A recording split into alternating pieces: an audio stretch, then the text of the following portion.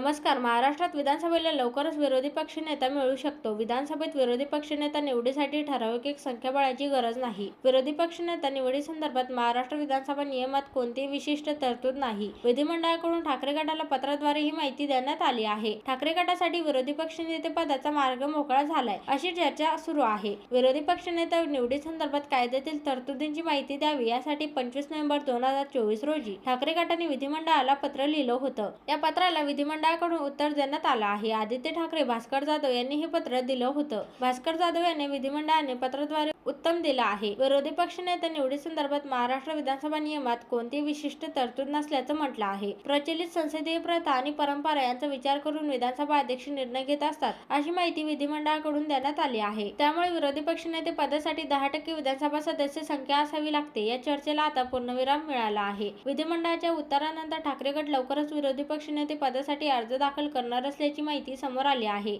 आजपासून विधिमंडळाचं अर्थसंकल्पीय अधिवेशन सुरू होत आहे. ठाकरे गट आजच विरोधी पक्ष नेतेपदासाठी अर्ज देऊ शकतात. ठाकरे गट महाविकास आघाडीचा भाग आहे. महाविकास आघाडी सर्वाधिक 20 आमदार ठाकरे गटाचे आहेत. त्या खालोखाल काँग्रेसचे 16 आणि शरद पवार यांच्या गटाचे 10 आमदार आहेत. विधानसभेत महाविकास आघाडीचे एकूण मिळून संख्याबळ 46 आहे. यात ठाकरे गटाची संख्या जास्त असल्याने विधानसभा अध्यक्षांनी मान्य केल्यास त्यांना विरोधी पक्षनेतेपद मिळू शकतं.